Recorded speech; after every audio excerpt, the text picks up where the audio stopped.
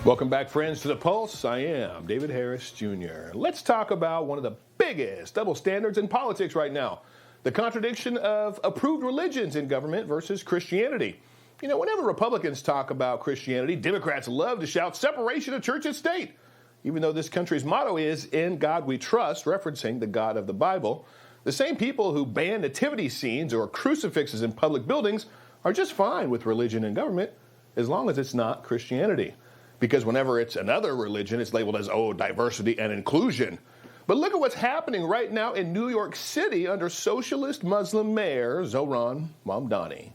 Just this week, 2 ISIS-inspired extremists threw pipe bombs directly in front of anti-Islam protesters outside of Gracie Mansion. Thank God no one was killed, but instead of immediately condemning the attack, Mamdani blasts the protesters, calling them appalling and rooted in bigotry.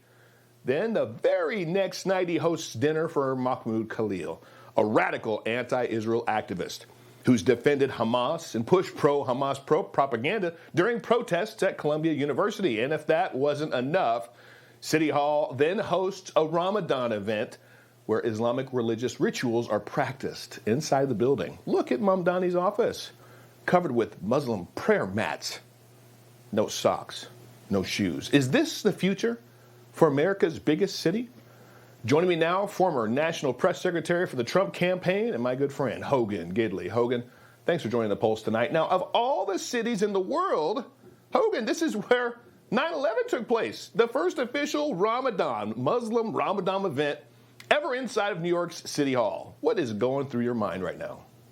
So many layers here, David. Thanks for having me on. One of the most disgusting displays I've seen in quite some time, not to mention the fact, as you just said, these bombs were designed by terrorists for terrorist activity, and it was almost as though the mainstream media, led by this mayor, this ridiculous person, embraced the terrorist. It boggles the mind, especially in a place like New York City, as you just point out, which suffered the worst terrorist attack on American soil in American history, 9/11, and now all of a sudden they're embracing people who are openly supporting and or protecting terrorists. I never thought I'd see the day, but look, I'm telling you, it's that old H.L. Mencken quote about democracy is the thought that the common people know what they want and they deserve to get it good and hard. New York's getting it, and they're getting it good and hard right now, and I hope they reap the whirlwind from this ridiculous person and these horrific policies.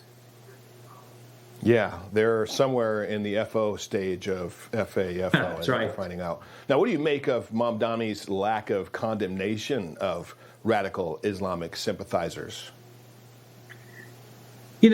Sadly, this is part and parcel with a large portion, if not a majority, of the mainstream Democrat Party right now. You'll notice that this mayor was propped up by so many on the radical left, endorsed by big-name Democrats, supported, and now these things are happening and no one's condemning it because they're afraid that people like Mamdani and their ilk will come after them. So they are kowtowing to the radical left.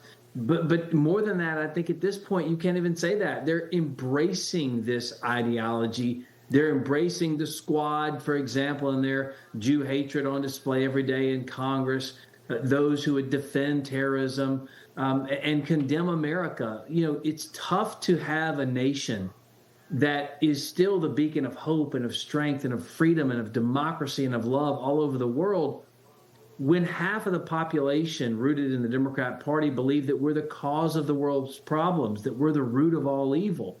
And as you know, they're not even intellectually honest. I mean, the LGBTQ community comes out in support of radical terrorists like Hamas, like Hezbollah, and knowing good and well if they ever went over there, they'd be killed in 2 seconds. But it's all this ideology that on the left you are aggrieved, and we can join because we are all aggrieved by somebody. We're where we are in our lot in life because someone has kept us down.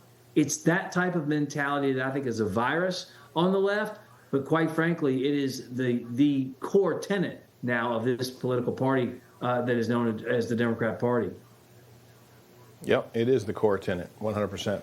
Now, this week, fake news CNN's Abby Phillip, she falsely reported that the bomb was actually thrown at Mamdani. Last night, she was forced to issue an on-air correction. Watch. said that the bombs that were thrown by ISIS-inspired suspects in New York over the weekend were directed at Mayor Mamdani. They were not. I failed to catch and correct that mistake in real time, and I take full responsibility for that. And while we do make mistakes, it is important to acknowledge and correct those errors when they happen. Yeah, I think there's a whole lot of errors that they've never corrected on air. This one must have been it was obviously, it was blatantly just ridiculous. No, Mamdani wasn't even there. They threw the bomb at Mamdani. What are your thoughts? Well, first of all, surprise, surprise, CNN was wrong again. But second of all, this was in the teleprompter. So someone wrote this, they vetted this and put it on air. They just didn't think they'd get called out for it. Thankfully, this administration and now so many like yourself at Newsmax and other networks are pointing out the failures of these mainstream media outlets that have been doing this for decades. You'd think if they had some decent reporting, they'd be trusted. But of course, there's a reason that their popularity in the media sits somewhere between Congress and COVID. It's because they continue to do stuff exactly like this, and they fail the American people. You've seen this happen now with ABC and their whole unverified report. For example, they put something out about Iran going to attack California, but didn't, said it was real, but of course we found out it wasn't. The same thing here with Abby Phillip. It reminded me, though, David, of all the times, remember when Twitter wasn't owned by Elon and the algorithms always messed up and cut and hurt conservative thought ideologies? And when the mistakes or glitches, they always cut against Republicans. And my question to the mainstream media is, do any of your mistakes, your misspeaks, ever help Republicans? No. They're always never. to the benefit of the Democrat Party. They do. I want to get to this. Mamdani's wife is getting massive criticism over reports that she liked posts celebrating the massacre in Israel on October 7th.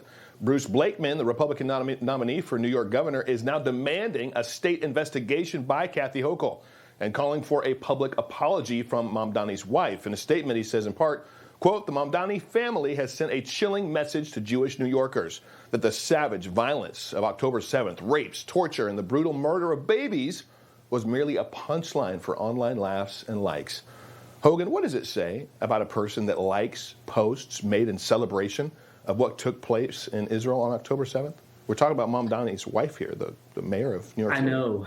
And this is what I can't figure out. I mean, such a large Jewish population, the largest actually in the country, lives and resides in New York.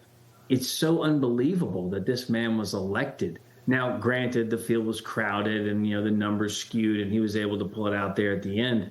But still, someone like this, who's the first lady of the city, in league with terrorism, liking and on social media, this kind of horrific, disgusting, deadly behavior, it doesn't just make you cringe, it makes you angry that this person has a seat of power in New York City right now, and no one is calling her out for this. No one is demanding, except for Bruce Blakeman, that she actually come forward and make an apology or retract the statement or something. It just baffles and boggles the mind.